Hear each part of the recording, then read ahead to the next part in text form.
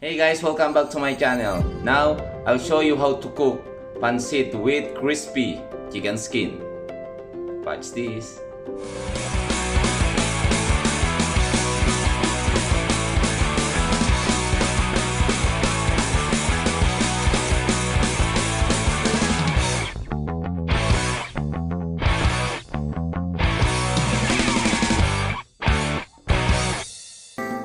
But before I start, shout out muna kay Trixia, Betito, Romarlo, Shohan, and advance happy birthday to Aiden.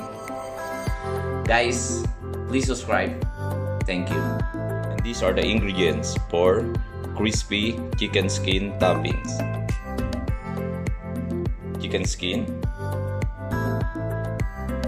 1 egg, sugar and salt, 3 tablespoons of flour.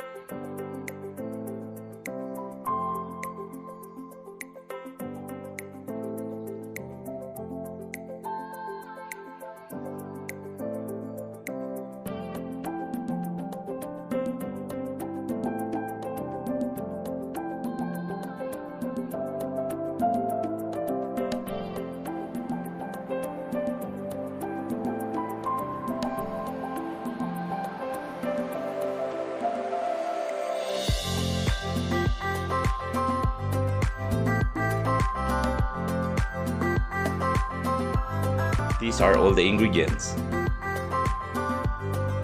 250 grams pansit, carrots, pine beans,